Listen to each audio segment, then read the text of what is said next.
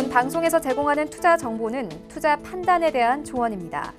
방송에서 제공하는 주식의 가치, 가격 상승 및 가격 하락에 대해서는 방송사에서 보장하지 않습니다.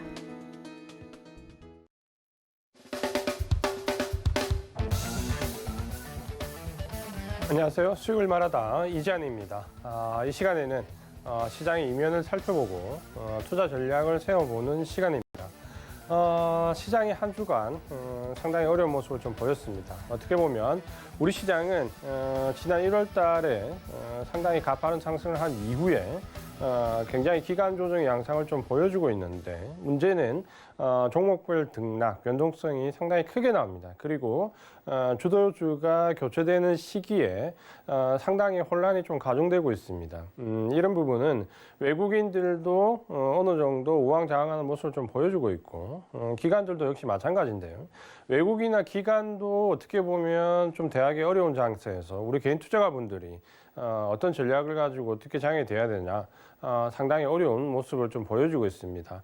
사실 이제 이런 시장이 참 쉽지가 않습니다. 상승을 하던 시기나 혹은 시장이 하락을 할 때는 오히려 대응하는 방법이 더 간단합니다. 하지만 이 조정이라는 구간, 특히 이제 기간 조정의 양상을 띠게 되면 굉장히 전략적으로 좀 다양해질 필요가 있고, 또 우리가 매매를 하는 데 있어서도 상당히 어려운 구간을 좀 감안하고 매매를 해야 됩니다. 우리가 어떻게 보면 연말 연초에 수익이 상당히 나셨던 분들은 그나마 좀 다행이지만, 그렇지 못한 분들, 특히 코스닥 관련되어 있는 개별 종목으로 가신 분들은 상당히 어려운 시기인데요. 더군다나 지금 현재 수급적으로 우리 시장은 또 한 템포 꼬여 있는데요. 어떻게 보면 지난 미국 대선 이후에 우리 시장은 대만 증시와 함께 글로벌 1, 2위를 다툴 정도로 상당히 가파르게 올랐습니다. 그 기간 동안 어떻게 보면 미국 시장은 조정의 양상을 좀 보였는데, 오히려 지금 현재 미국 시장은 조정을 끝내고 다시 상승 추세로 복귀하는 모습을 보여주고 있고, 우리 시장은 오히려 다시 기간 조정의 양상을 보이면서 어떻게 보면 이제 키 맞추기 어느 정도 전략이 좀 나오고 있습니다. 이럴 때 이제 왜 어렵냐면, 보통 미국 시장과 동조화되는 시기에는 전략을 세우기도 좀 편리하고 어느 정도 시점이나 관점도 좀 맞출 수 있습니다. 근데 지금은 미국 시장을 본다고 하더라도 그게 우리 시장의 시차를 두고 반영이 되기 때문에 바로바로 반영이 되는 시기와는 조금 우리가 느낄 수 있는 체감이 좀 달라지는데요. 그럴 때 가장 어렵습니다. 왜냐하면 결국 지난 시기에 우리 시장을 강하게 이끌어왔던 종목들의 지금 외국인들의 차익 매물에 의해서 가격이 급격히 조정을 받고 있고, 새로운 이 이후에 우리 시장을 이끌어가야 될 종목들은 아직 표면적으로 등장하지 않고 있습니다. 그러니까 수면 위에서 왔다 갔다 하는情形이죠. 그러니까 이런 경우에 이쪽 주도주는 차익 실현, 이쪽 주도주는 아직까지 등장을 안 했던 이 시기, 보통 기간 조정 시기라고 불리는데, 이럴 때 상당히 대응하기 어렵습니다. 이럴 때 한번 시장에 우리가 냉정히 한번 짚어보고, 우리가 실제적으로 지금 현재 체감으로 느끼는, 우리가 있는 뉴스와 혹은 우리가 접해 있는 이런 증시와 실제적으로 우리 시장에서 일어나고 있는 부분의 괴리를 이번 시간에도 한번 짚어보도록 하겠습니다. 먼저 지금 이제 시장의 변화를 좀 말씀을 드리고 싶은데요. 시장은 지금 분명히 변하고 있고 그 부분이 알게 모르게 지금 다가오고 있습니다. 근데 지금 현재 나와 있는 여러 가지 재반 상황들은 오히려 이런 시장의 변화가 좀 가려져 있다고 해야 되나? 이제 이런 부분들이 좀 보입니다. 특히 지금 우리가 코로나19 이후의 시장으로 이제 접어드는 거의 초입 구간에 들어와 있는데, 여전히 지금 현재 시장은 백신과 관련된 부분이 이슈화된 이후에 한 2달 정도 계속해서 변이 바이러스나 혹은 백신의 부작용이나 혹은 백신의 효과에 대한 논란이나 주로 뉴스들은 이런 부분들이 많이 보도가 되고 있는데, 실제로 백신의 효과가 지금까지 투약된 이후에 어느 정도 나왔는지는 잘 모르고 있습니다. 과연 백신이 정말 효과가 있는지, 어느 정도 있는지, 경제 상황이 어느 정도 빠르게 나아질 수 있는지 라는 부분에 대해서 먼저 한번 보도록 하겠습니다.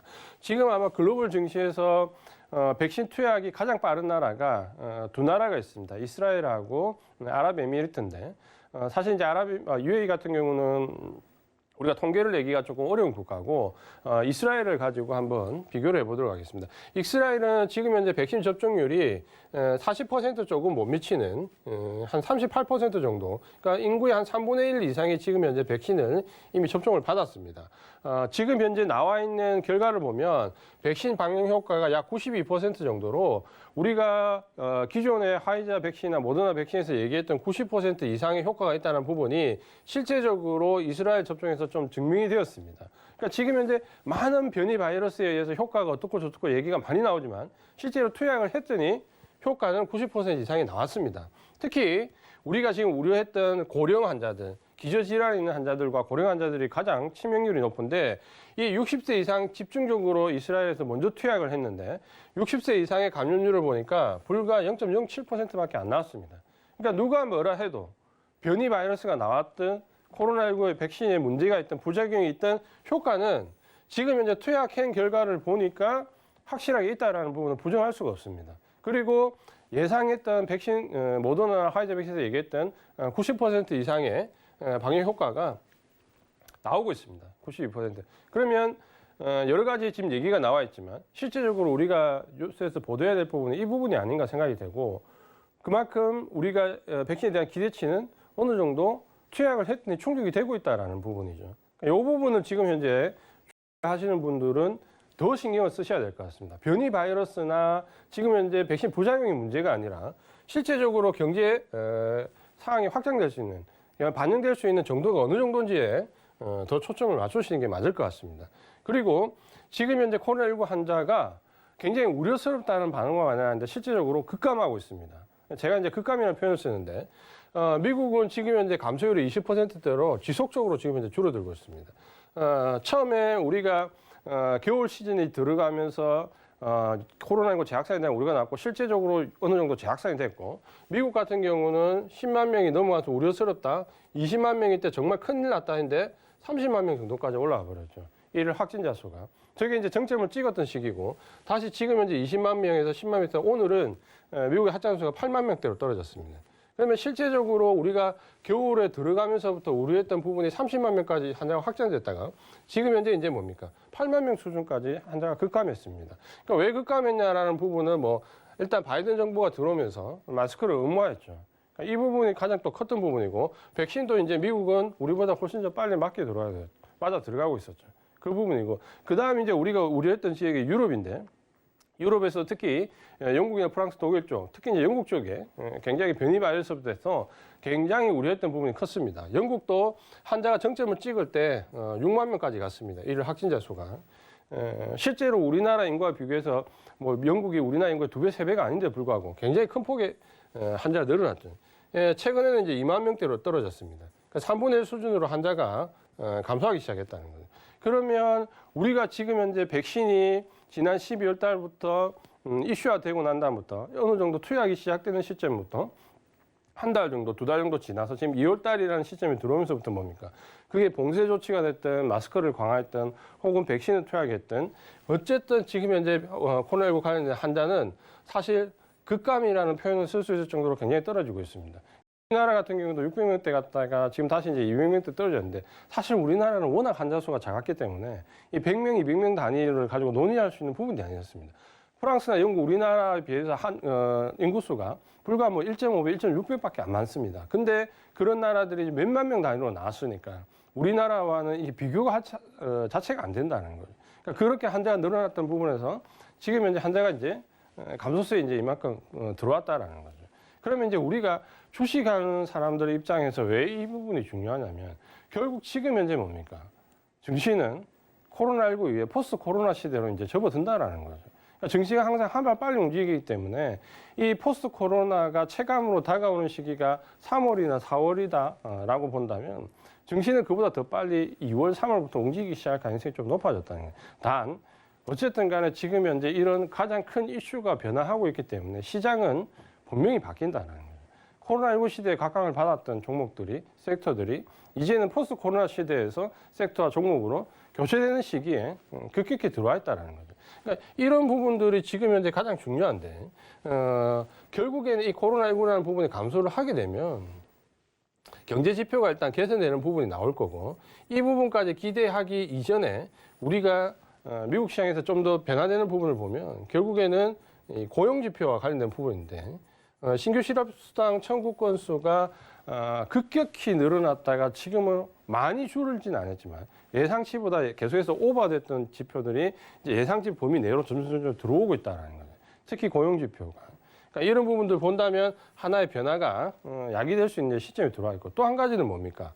미국의 4분기 실적 발표를 보면 대부분 예상치를 상회하는 수준으로 나오고 있습니다. 한 80% 정도가 S&P 기준으로 보면 예상치를 상회하면서 예상치에 부합하거나 상회하는 정도로 계속해서 나오고 있는데 우리가 체감으로 느꼈던 부분하고 실제적으로 기업 지표는 경기 순환이라는 부분은 조금 더 빨리 움직이고 있다는 거예요. 그러니까 제가 왜 이런 말씀을 드리냐면 백신이 나왔을 때만 해도 기대감을 한참 가졌다가 주가가 상승했다가 이후에 지금 현재 1월 달에 조정받으면서 주가는 어느 정도 답보된 상태를 보이면서 지금 증시를 해석하는 주위의 상황들이 긍정적인 부분에서 부정적인 부분으로 많이 바뀌어 있다는 거예요. 그리고 이 코로나라는 부분이 계속해서 변이 바이러스나 혹은 백신과 관련된 부작용이나 혹은 뭐 아스트라제네카 백신이 고령자에 쓸 수 없다. 변이 바이러스에 듣지 않는다. 영국과 변이 바이러스는 듣는데 남아공과 변이 바이러스는 듣지 않는다. 그러니까 이런 식의 어느 정도 우리의 주의를 흐트러뜨릴 수 있는 뉴스들이 대부분 많이 나오고 있다는 거예요. 그러니까 본질을 왜곡하는 거죠. 본질은 지금 백신 투약했더니 어떻다? 이스라엘처럼 됐다는 거죠. 방역률이 92%에 60세 이상 감염률이 1%도 안 된다는 거예요. 그러니까 이 부분은 팩트를 가지고 앞으로 경제 상황이 바뀔 것이다라는 부분으로 주식을 하시는 분들은 예측을 해야 되겠죠. 그리고 그에 맞춰서 지금은 전략을 세워야 되는 시점이고 그렇게 좀 보시면 될 것 같습니다. 근데 이런 부분들이 왜 지금 현재 시장을 알고 있어도 어렵냐면 결국은 시장에 조정이 왔다라는 거예요. 조정이 왔다는 부분인데 우리 코스피 시장 같은 경우는 지난 11월 2일 미국 대선 이후였대요. 정말 급등주처럼 지금 상승이 왔습니다. 11월 이후에 얕은 조정 이후에 12월 달 1월 초까지 정확히 1월 11일까지 고점을 형성할 때까지 정말 이만큼 올랐다는 거예요. 미국 시장 같은 경우는 같이 11월 달에 급등을 했지만 그 이후에 조정을 받았다는 거예요. 미국 시장은 이 정도로 지금 조정을 받아서 왔고 다시 미국 시장은 짧은 조정 이후에 지금 현재 바이든 정부 이후에 경기 부양책 그리고 백신에 대한 어느 정도의 효과 이러면서 다시 이제 재차 상승 구간으로 들어가고 있고 우리 시장은 여전히 그 조정 구간에 들어와 있다는 거예요. 근데 당연하지 않겠냐는 부분이 제가 보는 관점입니다. 뭐냐면 이미 이 부분에서 너무 많이 올랐다라는 거를 어느 정도 간과하고 있는 거예요. 너무 많이 올랐다는 거. 어떻게 보면 저도 좀 간과했던 부분이 있습니다. 특히 일부 IC 섹터에 관한 부분은 이 상승분에 대한 장밋빛 미래에 대한 부분을 감가상각을 제대로 했냐라는 부분. 떨어지는 강도를 지금 제대로 파악했냐는 부분은 저도 한번 외국인들의 수급을 보면서 다시 한번 좀 생각해보는 시기가 됐습니다. 그 부분을 먼저 말씀드리고 보시면은 자 코스피 시장이 지금 현재 1월 10일에 조정을 받고 이후에 가격 조정을 받고 다시 대반등이 나오면서 회복률을 보면 이 고점 대비로 실제적으로 지금 어느 정도 수준으로 회복이 됐냐라는 회복률을 가지고 한번 말씀을 드려보겠습니다. 코스피 시장 같으면 고점 대비로 한 96% 정도 회복이 됐습니다. 그러니까 실제적으로 많이 빠졌다가 반등 나온 부분을 치면 한 4% 정도 내려온 정도까지 96% 정도까지 시장이 회복됐거든요. 그러면 섹터별로 저 96%를 상회하는 섹터와 하회하는 섹터를 한번 비교를 해보도록 하겠습니다. 음식료 업종은 98%로 코스피 대비로 해서 상승률이 더 나왔습니다. 그러니까 시장 수익률을 상회하는 모습을 보이고 있죠. 그러면 어느 정도 시장보다 우리가 강하다라고 인식을 할 수 있는 거죠. 특히 이제 화학 섹터 같은 경우는 100%가 넘는 유일한 섹터입니다. 그러니까 코스피 회복률이 96%인데 화학은 오히려 직전 고점은 102.7% 나왔다. 이 말이 무슨 말이냐면 코스피 시장이 이 정도 조정받고 이 정도 반등 나왔는데 화학 섹터는 이 정도 넘어갔다 조정을 받고 지금 고점을 넘어가 있다는 거예요. 그 정도로 지금 현재 시장 상승 대비로 해서 화학 섹터가 굉장히 강한 모습을 보이고 있습니다. 102.7% 지금 현재 나와 있고요. 제약 바이오는 아쉽지만 89% 회복률밖에 안 됩니다. 그러니까 시장에 비하면 96% 회복률에 비하면 반등률이 상당히 떨어진다 그렇죠. 제약바이오고. 철강도 지금 보시면은 경기 확장기에서 굉장히 가파르게 상승을 했고 굉장히 좋았던 모습을 보였는데 외국인들의 차익 실현 물량이 들어오면서 역시 93% 정도밖에 회복률이 안 됐습니다. 그러면 시장 대비로 하면 여전히 약한 모습을 보였다 그렇죠. 그다음 기계업종 같은 경우는 98.7% 회복하면서 96% 상회한다 그렇죠. 그럼 기계업종은 뭡니까? 시장보다 수익률이 더 좋았다는 거죠. 그러니까 음식료업종은 시장보다 상회, 화학업종도 월등히 상회, 제약바이오업종은 시장 수익률보다 약하고요. 철강업종 시장 수익률보다 약하고요. 기계업종은 시장 수익률보다 강합니다. 그러니까 우리가 이런 정도 지금 현재 연말이나 연초에 굉장히 주가 가팔랐을 때를 지나서 이후에 조정기간 이후에 차익 물량이 들어온 이후에 현실이 지금 냉정하게 지금 현재 현실이다 이렇게 좀 보시면 되겠죠. 그렇게 본다면 어느 섹터가 시장보다 확연하게 강한지 우리가 눈으로 좀 확인할 수 있다라는 거죠.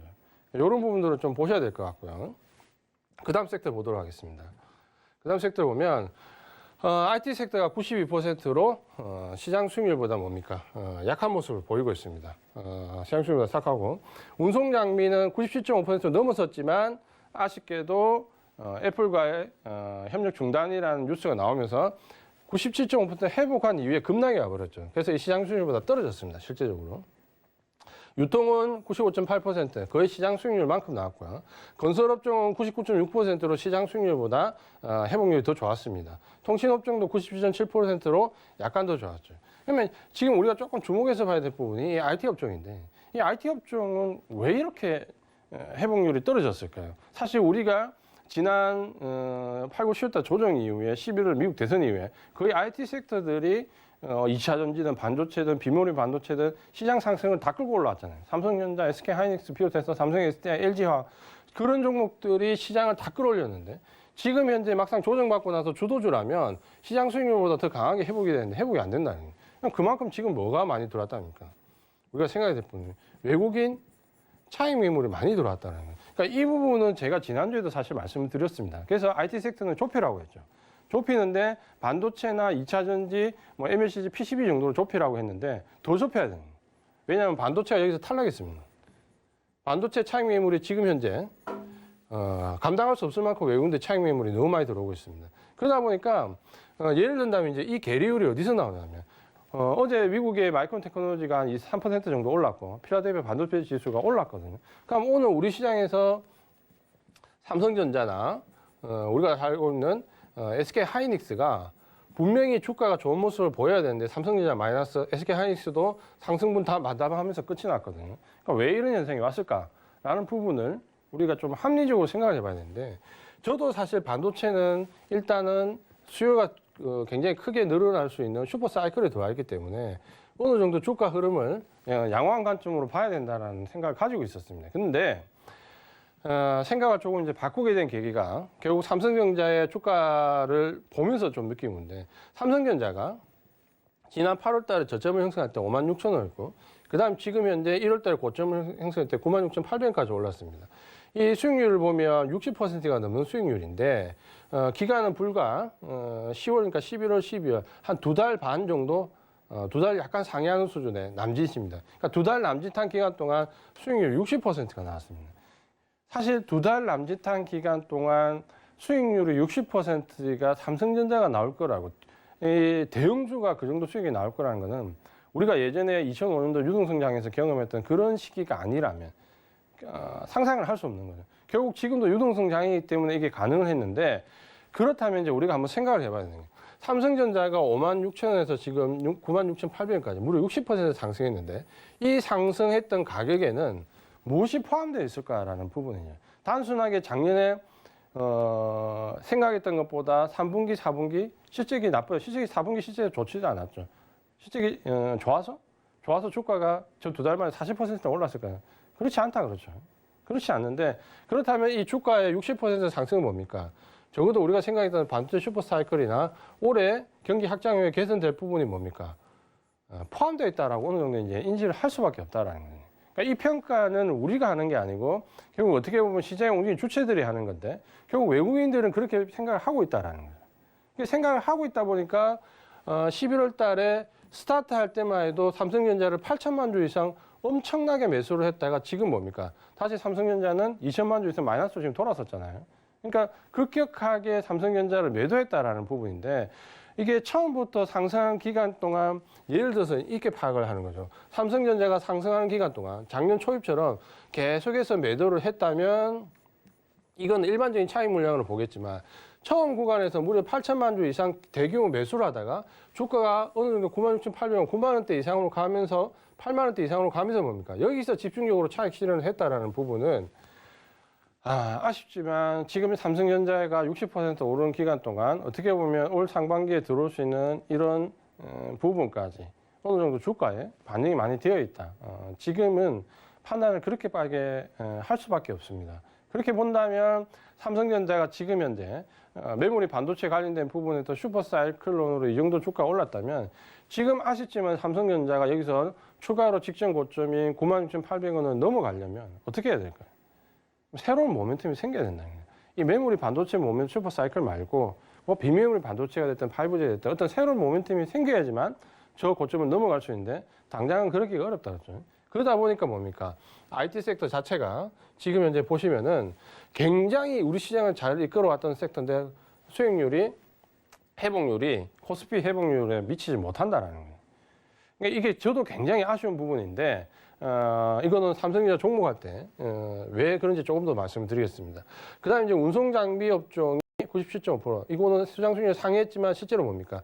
이후에 애플 이후에 급락을 했기 때문에 이후에 낙폭이 커졌기 때문에 주저앉았죠. 그다음에 이제 유통은 역시 마찬가지. 그다음 이제 건설 업종이 생각보다 99.6% 많이 올랐죠. 회복률이. 통신업종이 또 역시 아까 앞에 말씀드린 부분에서 이 정도 나왔고요. 이렇게 보신다면 회복률이 기준으로 보면 주도 섹터와 비주도 섹터가 어느 정도 나뉜다 그랬죠. 그다음에 이제 은행 업종이 좀 올랐는데 이 부분은 뭐 여러 가지 금리부터 여러 가지 영향, 저평가, 그다음에 최근에 나왔던 악재에 대한 반발, 배당에 대한 제한에 대한 오히려 더 좋은 쪽으로 해석하는 부분 여러 가지가 나왔지만 제가 볼 때는 미국 섹터에서 은행주가 많이 올랐어요. 그러니까 그 영향을 받았던 것 같고 결국에는 그 동기화 현상에서 바스켓거래에서 좀 올랐던 것 같습니다. 그다음에 이제 증권업종이 90.8%로 상당히 시장 수익률보다 낮게 떨어졌는데 배당 관련된 이슈가 연말에 나오고 나서부터는 지속적으로 좀 약해져 있습니다. 그리고 보험업종 같은 경우는 88%밖에 안 됩니다. 굉장히 시장 수익률보다 약한 모습을 보이고 있는데 바닥권에서 반발 매수가 들어오지만 주도 섹터는 아니다 그렇죠. 그러면 지금까지 우리가 섹터별로 이렇게 살펴봤는데 시장 수익률을 넘어가는 섹터는 어떻게 보면 11월 2일부터 해서 1월 11일까지 우리 시장이 아주 크게 상승했던 이 시기와 지금 현재 1월 11일부터 지금 이제 2월 9일까지 내려오는 이 조정기에 뭐가 됐다? 섹터가 완전히 뒤바뀌었다는 거예요.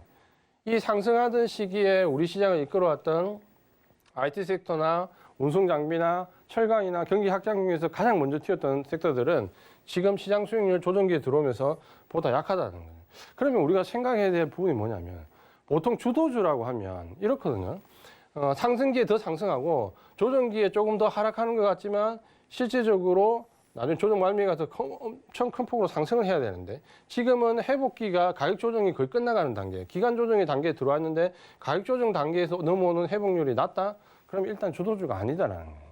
저게 나중에 물론 어느 정도 손바뀜 이후에 다시 몇 달 뒤에 올라갈 수는 있겠지만 적어도 지금 현재 우리가 수익을 내야 되는 1분기나 2분기까지는 이런 종목들이 크게 움직이기 어렵다라는 거예요. 그러면 뭡니까? 생각을 바꿔야 된다 그렇죠. 기존에 강했던 섹터들 위주에서 뭔가 조정기에 새롭게 떠오르는 섹터들 쪽으로 좀 발걸음을 바꿔야 되는데 그 섹터들을 지금 보니까 좀 전에 보신 것처럼 가장 강했던 섹터가 바로 화학 섹터가 되고 그다음 건설이나 기계나 음식료 업종이 시장 수익률보다 상회했다는 거예요. 제가 앞전에 배트맨 시간에 말씀드렸지만 화학 섹터를 조금 주목해야 된다라는 부분을 말씀드렸는데 결국은 이 화학 섹터를 조금 더 들여다보면 지금 현재 고점 대비 조정 기간의 회복률이 유일하게 100%가 넘는 업종입니다. 그러니까 굉장히 직전 고점을 이미 치고 나갔다는 그만큼 강하다는 건데 이 화학은 우리가 잘 알고 있는 것처럼 전통적인 좀 전에 말씀드렸던 석유화학 분야하고 그 다음에 최근에 이제 작년부터 가장 많이 주가 급등했던 IT 소재 분야에 있다는 거예요. 주로 굉장히 석유화학 부분이 어려웠기 때문에 IT 소재 쪽에서 주가를 다 끌어왔다는 거예요. 그러다 보니까 화학 업종들을 보면 정말 양극화입니다. 어떤 양극화가 뭐냐면 석유화학 쪽에 있는 업종들은 주가가 PER의 대부분 10배 내외입니다. PER이 뭐 10배에서 한 15배 요 수준 사이에서 움직이고 있고요. IT 소재 쪽으로 들어와 있는 화학 섹터들은 PER이 50배에서 보통 90배입니다. 엄청 올랐다라는 거죠. 보통 이 정도 된다라는 거죠. 근데 여기서 지금 실적이 굉장히 많이 견인이 됩니다. 그러니까 좀 전에 말씀드린 것처럼 경기 확장 쪽으로 가니까 제품 가격이 인상되면서 당장 4분기부터 실적이 좋아졌어요. 지금 1분기 발표되는 작년 4분기 실적을 보면 굉장히 좋아졌어요. 거기에 이제 올 1분기부터 실적은 가파르게 상승할 걸로 예상됩니다. 그러니까 여기에 일단 장밋빛이죠. 그 다음에 이제 IT 소재 쪽은 뭐냐면 외국인들이 대부분의 IT 종목들을 버리는데 IT 소재 쪽은 살아 있습니다. 이쪽을 버리지 않아요.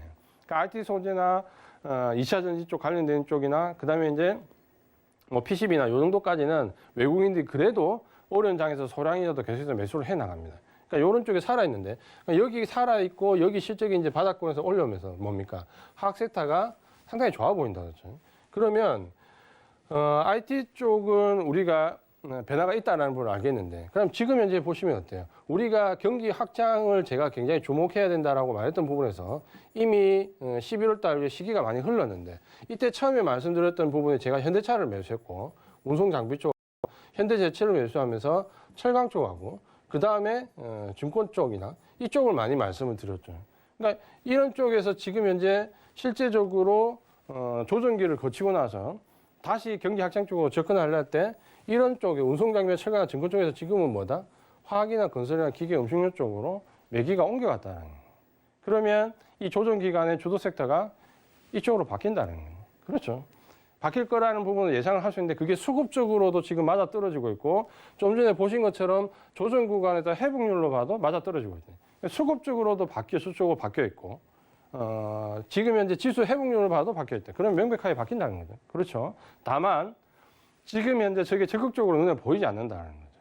지금은 제가 봤을 때 설날 시기적으로 보면 설날 연휴가 지나고 그 다음 주 한 주 정도 더 지난 다음에 설날 연휴가 끝나고 한 주 정도 더 지난 다음에 아마 본격적으로 눈에 보이기 시작할 겁니다. 그때 되면 뭡니까? MSCI 리밸런싱 제가 말씀드렸던 올해는 유출이 아니라 유입될 거기 때문에 패시브 자금이 들어올 거거든요. 그러면 그 패시브 자금이 들어오면서 어느 정도 주가가 견고하게 받쳐진다라는 종목들 위주로 그 중에서 먼저 선별적으로 저 관련돼 있는 종목들 위주로 선 진입 물량들이 들어오겠죠. 그리고 3월 달에 뭡니까? 본격적으로 액티브 자금들이 끌어올리는 작업을 하겠죠. 그럼 2월 달에 매집, 3월 달에 주가를 끌어올리는 작업. 아마 지금 합리적으로 우리가 예상할 수 있는 부분은 시기적으로 그런 부분이 들어갈 가능성이 굉장히 높습니다. 그래서 설날 이후에 매집이 들어오면서 매집이 어느 정도 이루어진 다음에 3월 달에 아마 본격적으로 좀 주가를 올릴 수 있는, 견인할 수 있는 가능성이 상당히 높다. 이렇게 좀 보시면 될 것 같습니다. 그렇다면 이제 우리가 섹터별로 봤는데 종목별로도 한번 리뷰를 한번 해보겠습니다. 우리가 잘 알고 있던 그동안의 종목도 어느 정도 회복률을 보이고 주도주에서 과연 들어오는 종목과 나가는 종목의 차이가 어느 정도 있는지 한번 비교를 해보도록 하겠습니다. 삼성전자 같은 경우에 보시면은 코스피 고점 대비 회복률 96% 말씀드렸죠. 89%입니다. 만약에 지금 현재 삼성전자를 본다면 상당히 저조한 실적이죠.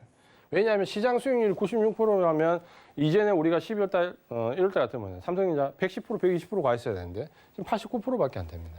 회복률이 시장 대비 확 떨어져 있다 그렇죠. SK 하이닉스 94.6%. 삼성전자보다는 낮지만 그래도 시장 회복률보다는 상당히 떨어져 있는 모습을 좀 보여주고 있습니다. LG전자 87%. LG전자가 어떻게 보면 경영 세대가 바뀌면서 상당히 기대감을 갖고 사업 부분에 전환이 들어오고 실질적으로 실적도 생각보다 나빼드였고 좋아지는 부분들이 있었는데 최근 급등한 이후에 여러 가지 이슈가 많이 나왔는데 회복률은 87%밖에 안 됩니다. 그러니까 IT 종목 전반적으로 지금 약하다고 했죠. 그러니까 현대차 같은 경우는 87.5%.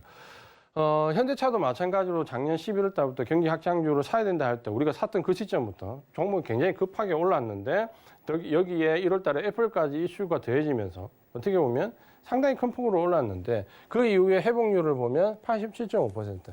거의 시장 수익률 한 10% 가까이 차이 납니다. 굉장히 저조한 모습으로 지금 올라갔던. 삼성 SDI가 96%로 그나마 시장 수익률만큼 상승했습니다. 그러니까 이 부분을 보신다면 IT 종목들이 전반적으로 시장 수익률보다 떨어지고 있고 운송 장비 업종도 어땠습니까? 역시 시장보다는 수익률이 떨어져 있고 그나마 삼성 SDI 뭡니까? 2차 전지 관련돼 있는 종목은 그나마 시장 수익률만큼 따라가고 있다라는 거예요. 근데 이게 수급적으로도 똑같이 나오거든요. 뭐냐면 삼성전자나 SK하이닉스, LG전자, 현대차 보시면 외국인이 전부 매도입니다. 물량 폭탄이죠. 굉장히 큰 폭의 차익 매물이었는데 삼성 SDI는 매수하고 있습니다. 그러니까 이게 지금 충분적으로 차이가 나죠. 결국에는 어때요? 우리가 이 지금 현재 시점에서 봐야 될 부분은 결국에는 개인들이 많이 매수해서 올라가는 것처럼 보이지만 실제적으로 어때요? 외국인이 매도하는 종목은 전부 시장 수익률보다 하회하고 있고 외국인이 매수하는 종목은 시장 수익률 이상으로 따라가고 있다는 거예요. 그럼 결국에는 키는 어디에 들고 있다? 절대 물량은 개인이 많은데 결국에는 올라가는 상승과 하락의 주체를 보면 역시 키는 외국인들이 어느 종목을 사느냐가 상당히 중요한 부분이 되고 있다. 이렇게 일단은 평가를 할 수밖에 없습니다. 그 부분을 좀 보셔야 될 것 같고요. 종목을 좀 더 보도록 하겠습니다. LG화학을 보겠고요. LG화학은 역시 이제 99%로 시장 수익률을 상회합니다. 2차 전지죠. 근데 LG화학 같은 건 어때요? 지금 현재 인적 분할을 앞두고 여기 들어와 있는 외국인들이 무조건 주가를 지금 현재 위치에서 부양을 해야 되기 때문에 어떻게 보면 어거지로 지금 현재 들어와 있다 그렇죠. 그렇기 때문에 LG화학은 빨간색을 표시하지 않았습니다. 그러니까 우리가 지금 현재 접근할 수 있는 종목이 아니기 때문에 LG화학은 지금 현재 그 안에 들어와 있는 외국인들의 영역이기 때문에 우리가 신경 쓸 필요는 없을 것 같습니다. 그 다음에 이제 우리가 좀 관심을 가지고 있는 삼성바이오로직스 딱 시장 수익률만큼 상승했습니다. 그러니까 제약 바이오 종목 중에서 실적이 좀 되는 종목은 그래도 시장 수익률 정도 지금 쫓아가고 있다는 거예요. 근데 우리가 생각했던 지금 현재 아마 시장이 한번 조정을 받고 어느 정도 조정 기간 지나면 새로운 주도주가 등장할 때 제약 바이오라는 얘기를 상당히 많이 방송에서 했거든요. 근데 실제로 뚜껑을 따보고 조정 기간에 보니까 뭡니까? 시장 수익률을 상회하지는 못했다 그렇죠. 그냥 시장 수익률을 따라가는 정도지 기대했던 만큼 제약 바이오가 아직까지는 시장 수익률 넘어가는 모습을 보이고 있지 않습니다. 셀트리온은 97%인데 이것도 파란색으로 표시한 이유가 뭐냐면 셀트리온은 뭐예요? 코로나19 치료제 관련된 부분하고 또 한 가지는 뭡니까? 공매도 쇼크브링 관련된 부분 때문에 이슈가 돼가지고 주가가 올랐다 그랬죠. 어떻게 보면 단기적인 이슈로 주가가 큰 방향으로 올랐기 때문에 이걸 정상적인 상승으로 좀 보기는 어렵습니다. 그래서 제약바이오는 기대감에 비해서 아직까지는 종목이 큰 폭으로 상승한 모습을 보이고 있지 않습니다. 반면에 이제 롯데칠성은 보면 식음료 관련된 종목에서 보면 뭡니까? 시장 수익률 상승해서 넘어가고 있죠. 102%니까 시장 수익률 대비로 뭡니까? 이미 직전 고점이 넘어가서 조정을 받고 있기 때문에 상당히 강하다 이렇게 보셔야 되겠죠. 그다음 건설업 쪽에서 보면 현대산업개발도 1월달 고점을 넘어가고 나서 조정받고 있습니다. 이 차이가 뭐냐면 직전 고점을 넘어가지 보통 우리가 기술적으로 판단할 때 직전 고점을 있고 조정받고 직전 고점을 넘어가지 못하고 조정을 받는 거와 직전 고점을 만들어 놓고 직전 고점을 넘어가서 조정을 받는 거는 다릅니다. 그러니까 이런 경우는 눌림목에 추가 상승이 보이는 거고 이런 경우는 잘못되면 어떻게 되나요? 이중 고점을 형성할 수 있다 그랬죠. 상당 기간 고점이 형성될 수 있기 때문에 어려움을 겪을 수 있고 직전 고점을 넘어가고 난 이후에 조정을 받는 거는 다시 해서 주가가 우상향할 수 있다 그랬죠. 그런 점에서 보시면은 롯데칠성은 회복률이 102%, 현대산업개발은 100.4% 역시 100% 넘어가는 모습을 보이고 있다.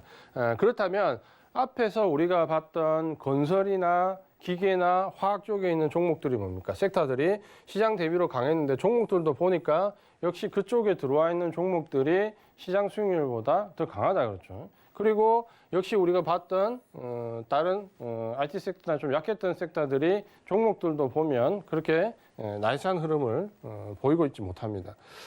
조금 더 종목을 보겠습니다. 아모레 퍼시픽 같은 경우는 96.2% 시장 수익률을 살짝 상향 회복률을 보였고요. 카카오 같은 경우는 97.6% 시장보다 조금 더 낮다 그렇죠. 그러니까 주가가 지금 현재는 비대면 관련 이슈에서 어느 정도 벗어나서 플랫폼 쪽으로 지금 현재 주가가 전환되고 있다는 부분을 좀 볼 수 있고요. 상당히 긍정적입니다. 그 다음에 이제 최강 쪽에 보면 현대제철은 87%밖에 회복률이 안 됩니다. 그러니까 시장 대비로 해서 상당히 떨어져 있다 그렇죠. 차익 매물이 그만큼 많이 나왔다라는 거고 포스코 같은 경우도 92%. 결국에는 경기 확장주에서 먼저 튀었던 운송 장비나 철광이나 이런 쪽은 지금 현재 조정이 상당히 강하게 들어오고 있다는 거죠. 그다음에 이제 우리가 기대를 많이 가졌던 부분 KMW 같은 경우도 95% 시장 수익률보다 떨어져 있습니다. 결국에는 5G 같은 경우는 저도 작년에 실적이 1분기로 넘어가기 있기 때문에 1분기에 최대 실적이 나올 수 있고 발주가 몰릴 수 있다는 기대감인데 문제는 그 기대감이 지금 현재에서 계속해서 유지는 되고 있습니다. 결국 발주가 나오면서 주가는 상승할 걸로 보여집니다. 근데 그 상승이 마지막 상승일 가능성이 좀 높은데 지금 이제 차익 매물이 너무 많이 나오기 때문에 굳이 이거 나올 때까지 기다려가지고 지금 이제 끌고 갈 필요는 없을 것 같다는 생각입니다. 그래서 지금 이제 보시면은 시장 수익률을 상회하는 종목과 시장 수익률을 따라가지 못하는 종목들이 좀 명백하게 보인다 그렇죠. 그러면 우리가 지금 현재 이런 변화를 뭡니까? 이제는 그냥 생각만 하는 게 아니라 완전히 이제 느끼고 있어요. 기존에 강했던 IT나 운송 장비나 철강이나 이제 이쪽은 뭡니까? 당장 주도주로 바로 등장하기는 지금 보신 것처럼 회복률이 안 따라옵니다. 회복률이 안 따라온다는 건 뭡니까? 그만큼 외국인들 차익 매물을 집중적으로 막고 있다는 거예요. 그러니까 그 종목들이 지금 바로 주도주로 등장이 어렵고 화학이나 기계나 건설이나 식음료 이쪽은 뭡니까? 시장 수익률을 상회가는 모습을 좀 보이고 있다는 거예요. 그러니까 거기에 맞춰서 전략을 세워야 된다. 이렇게 좀 보시면 될 겁니다. 이거를 우리가 그 막연하게 그냥 생각만 했던 거하고 실제적으로 코스피 시장의 등락과 비교해서 종목이나 섹터별 등락으로 맞춰보면 어느 정도 윤곽이 잡힌다 그러죠. 윤곽이 잡히고 이런 부분들은 뭐냐면 우리 시장에서 이렇게 맞춰볼 수도 있고요. 그 다음에 미국 시장을 놓고 미국 시장의 섹터와 종목을 맞춰보는 작업도 한번 해보십시오. 제가 이제 시간이 제한적이기 때문에 이 부분까지는 다 해드리지 못하는데 여기도 지금 현재 맞춰보시면은 변화가 뚜렷하게 눈에 보입니다. 뭐냐면 미국도 IT 섹터들이 지금까지 강하게 끌고 왔던 부분들이 시장 수익률을 못 따라갑니다. 애플부터 해서 대부분의 대형 기술주들이 실적 발표 이후에 잠깐 반짝 상승을 해도 이후에 전체적인 기간을 놓고 보면은 시장 수익률을 못 쫓아가. 그러니까 IT 섹터들이 어느 정도 밑으로 내려앉아 있고 그 다음에 경기 확장과 관련된 종목들은 오히려 상승폭이 지금 강하게 나옵니다. 그러니까 이런 부분들을 본다면 역시 미국 시장도 이런 변화가 상당히 눈에 보인다라고 보여지고 그 다음 이제 우리가 시장이 너무 가파르게 오르기 때문에 지금 조정에 들어가 있다면 미국 시장은 우리가 가파르게 상승할 때 이미 기간 조정을 보였기 때문에 짧은 조정으로 지금 상승하는 모습을 보이고 있기 때문에 이런 현상들이 더 가파르게 지금 나올 거라는 거죠. 그래서 우리 시장보다는 미국 시장이 조금 더 한 발 앞서서 보이기 때문에 미국 시장하고 계속해서 비교해서 먼저 예측해보는 부분이 아마 지금 2월달, 3월달은 주도 섹터를 찾기가 조금 더 쉬울 수 있습니다. 그 부분을 참고로 좀 하시면 될 것 같습니다. 그렇다면 이제 시장이 이렇게 변하고 있고 실질적으로 섹터들이 많이 변하고 있네. 투자 전략을 어떻게 세우냐? 투자 전략은 사실 지난주나 이번 주나 다를 게 없습니다. 조금 더 이제 그 줄여야 될 부분들과 포커스를 조금 더 핵심적인 부분에 맞춰야 된다는 부분하고 탈락되는 섹터들이 조금 더 늘어났다는 부분. 그러니까 이런 부분들을 미세하게 조정해 보시면은 전체적으로 투자 전략은 거의 명확하게 나옵니다. 근데 중요한 부분은 이 시점을 어떻게 잡느냐 부분이 제가 볼 때 지금 더 중요할 것 같습니다. 왜냐하면 지금 현재 차익 실현하고 나가는 쪽은 너무나 가파르게 들어오고 있는데 매집을 해서 들어오는 쪽은 주가 변동이 없거든요. 오히려 매집하고 싶은 종목은 더 눌러버리죠.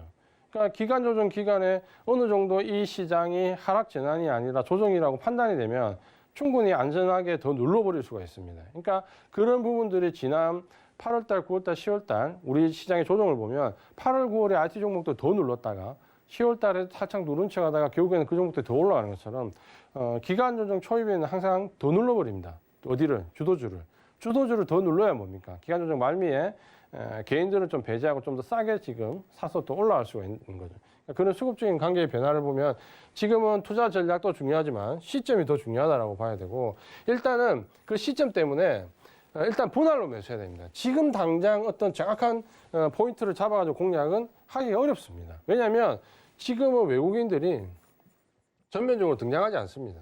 전면적으로 등장하지 않네요. 근데 제가 똑같은 얘기를 지난 10월 달에도 했습니다. 아마 이 방송 돌려서 10월 달 걸 한번 보십시오. 그러면 똑같은 얘기를 10월 달에 했습니다. 그때 제가 뭐 했냐면 IT 종목들이 아직까지는 수면 아래에 있다. 수면 아래에 있기 때문에 외국인들이 눈에 보이지 않는 매집이 들어오기 때문에 이 종목들이 보이지 않을 거다. 근데 이 종목들이 기간 조정 끝나고 보이기 시작하면 그때는 못 잡는다. 똑같은 얘기를 했죠, 제가. 똑같은 얘기를 했습니다. 결국 수면 아래에 있을 때 넣고 빼고 반복적으로 힘들더라도 잡아야 결국에는 치고 나갈 때 수익을 확보할 수 있다는 거예요. 이게 어느 정도 끝나서 눈으로 확인하고 들어가려면 이미 그 시점은 늦었다면 못 들어간다는 거예요. 지금도 마찬가지입니다. 그래서 이런 시점을 정확한 저점에서 잡으려고 하다 보면 못 잡습니다. 결국 놓칩니다. 그러니까 지금 필요한 건 뭐다? 분할 매수.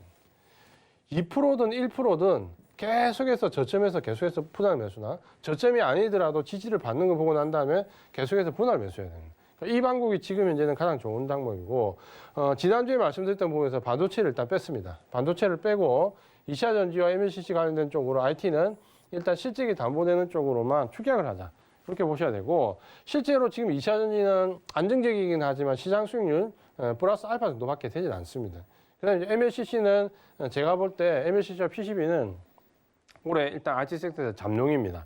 지금은 수면 아래 주가가 많이 상승하긴 했지만 아직 드러나지 않지만 이 종목들은 단기간에 30-40% 이상 상승할 수 있는 여지가 있습니다. 그러니까 그쪽으로 포커스를 맞춰서 보셔야 될 것 같고요. 그 다음에 이제 경기 확장주는 앞에 제가 이 표현을 적었습니다. 뭐냐면 저평가.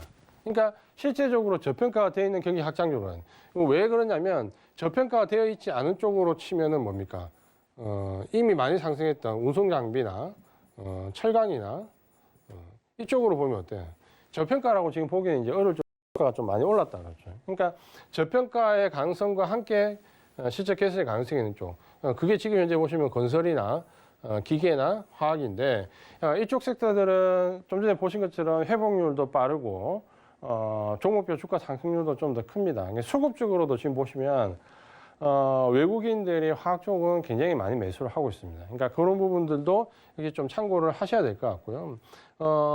이런 섹터들을 지금 잡는다라고 생각을 하시면은 주가가 지금 현재 보면 대부분 건설이나 기계나 화학 쪽 보시면 코로나19 급락 이후에 반등권에서 지금 이런 정도 들어와 있습니다. 그러니까 대부분 섹터들이 굉장히 큰 폭의 상승에 비해서 아직까지 이 섹터들은 상승폭 크지 않는데 그래도 지금 현재 이 정도의 상승폭이면 너무 높지 않을까라는 생각을 하실 수 있거든요. 근데 이런 섹터들은 전부 다 주가에서 월봉으로 한번 꺼내서 보십시오. 그러면 대부분 주가가 여기 있습니다. 지금 대부분 주가들이 이중 바닥에서 딱 치고 올라오는 여기 정도 위치에 대부분 이 섹터들이 있습니다. 그러니까 기술적으로 월봉으로 보면 이제 치고 나올 수 있는 자리에 지금 들어와 있다는 거죠. 그러니까 먼저 들어왔던 종목 중에서 건설이나 화학 쪽은 살짝 조정받는 거죠. 그러니까 지금 현재 바닥을 만들고 살짝 조정받는 구간 정도에 들어와 있기 때문에 제가 봤을 때는 단기간으로는 2월 달에 좀 어려울지 몰라도 월봉으로 놓고 보면 여기서 계속해서 사 들어가는 게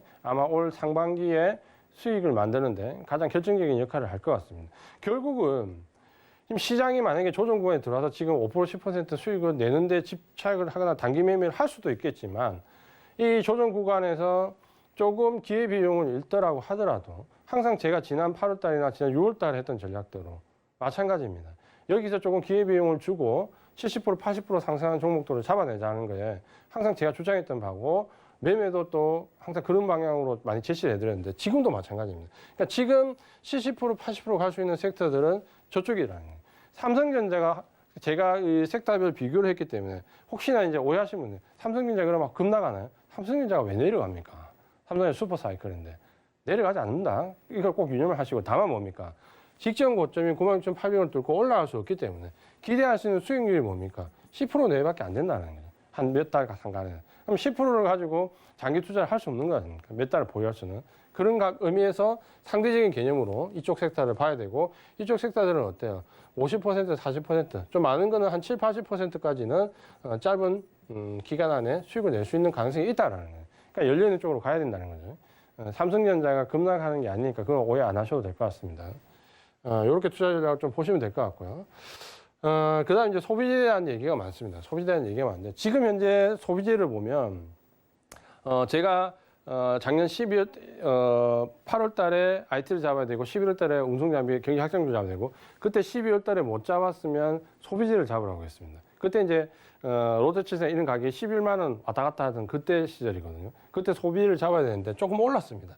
지금 한 12만 원, 13만 원 내외로 지금 상승을 했고 화장품도 그때 비해서 올랐고 지금 다 올랐습니다. 근데 지금 현재 앞서가는 거는 음식료 섹터가 주가 상승이 조금 더 앞서가고 있습니다. 근데 제가 봤을 때는 화장품도 수익률이 좀 올라올 것 같습니다. 지금 현재 실적률이 이제 4분기 실적 발표가 거의 마무리되는데 화장품은 실적이 좋을 수가 없습니다.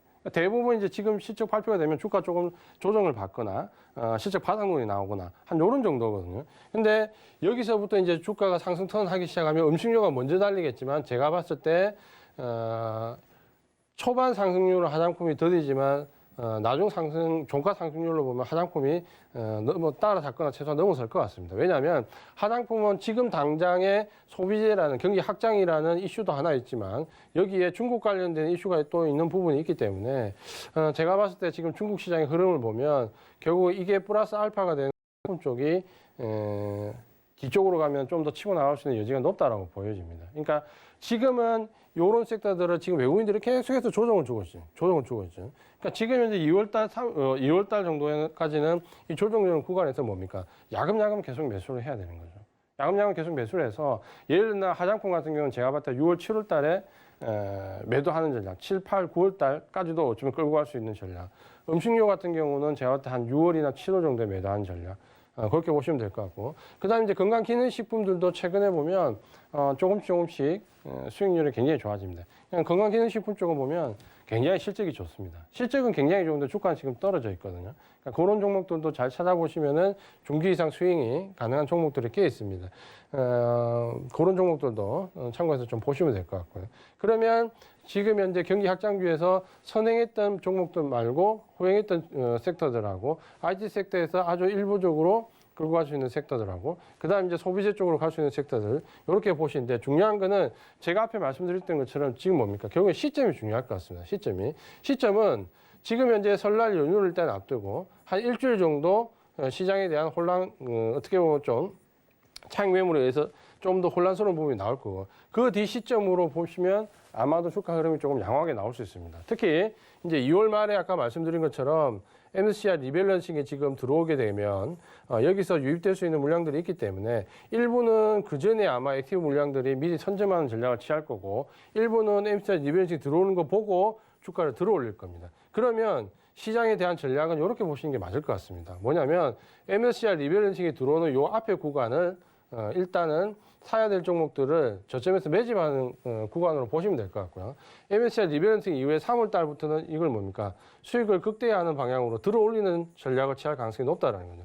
그러니까 이 부분은 제가 8월 달에도 똑같은 얘기를 드렸습니다. 결국 그 8, 9, 10월 달에 매집됐던 부분들이 어느 정도 11월 이후에 들어 올리는 모습을 보였거든요. 지금도 지금 비슷합니다. 그래서 2월 말 MSCI 리밸런싱 되는 요 구간까지를 이 앞구간을 1차 매집 구간을 보시고 위에 들어올리면서 매집이 들어오는 시기를 2차 매집으로 보시면 될 것 같습니다. 그러면 주가에 대한 차익 실현은 뭡니까?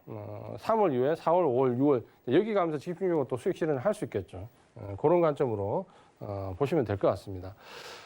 결국 이제 주식 시장은 항상 반복입니다. 상승이냐 조정이냐 하락이냐 반등이냐 이 크게 보면 이 네 구간이 반등인데 상승 구간에서는 수익을 극대화하는 전략이고 조정 구간에서는 그 수익을 위한 주도주를 만들어가는 길이고 하락 구간에서는 리스크를 관리하는 구간입니다. 그러니까 반등 구간에서는 비주도주를 청산하는 구간이에요. 결국 이제 이런 사이클이 계속해서 반복이고 어떤 구간은 굉장히 힘들고 어렵고 지금처럼 주도주가 부재할 때는 상당히 대응하기 어려운 구간이 있습니다. 그러니까 항상 반복이기 때문에 어떤 구간에 들어가든 수익이 더 커야 되고 손실이 제한적이어야 되고 상승 구간에서 주식이 90%까지 갈 수 있지만 조정 구간에서는 주식이 30% 내외로 줄어들 수 있는 거. 그러니까 이런 비율을 맞추는 게 제가 봤을 때는 가장 큰 리스크 관리일 것 같고 조정 구간에서 주도주를 잡기 위한 기회비용은 어쩔 수 없이 우리가 지불해야 되는 부분이 분명히 있습니다. 물론 섹터별로 좀 조정이 되면서 그게 또 아플 순간도 굉장히 있을 수 있죠.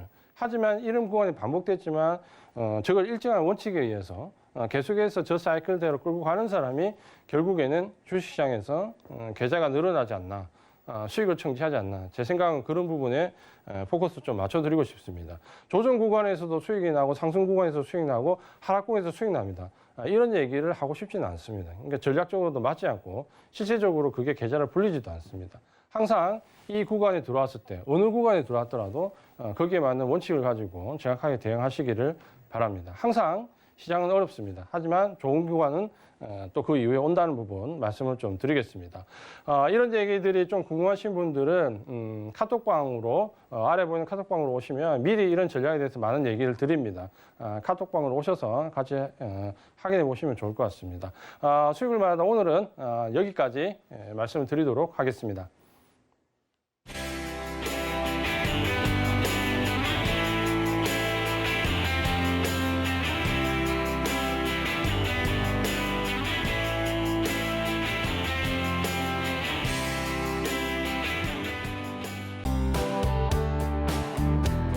본 방송에서 제공하는 투자 정보는 투자 판단에 대한 조언입니다. 방송에서 제공하는 주식의 가치, 가격 상승 및 가격 하락에 대해서는 방송사에서 보장하지 않습니다.